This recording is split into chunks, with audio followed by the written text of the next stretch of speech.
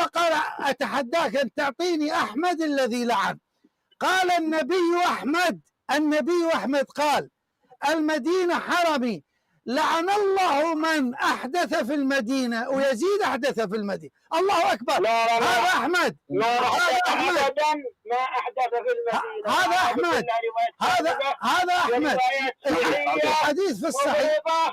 عدوانية تعادي يزيد، والله ما أحدث في المدينة. طيب شيخ أبو عائشة هذا ابن تيمية يسلم عليك. أنا عندي الإسلام ابن تيمية يسلم. لحظة لا تهرب. خلينا نشوف جدك يزيد كيف ما أحدث في المدينة. هذا مجموع فتاوى ابن تيمية.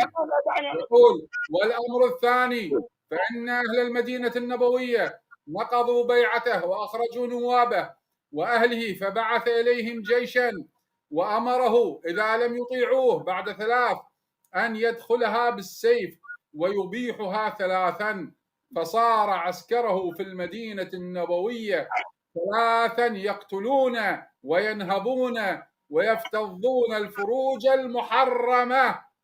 هاي إباحة. لو شنو هاي يعني؟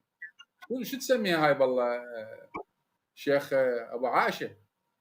هاي يفتضون الفروج المحرمة شنو يعني معناها؟ يعني يزني بالمسلمة باغتصاب. شو يسميها؟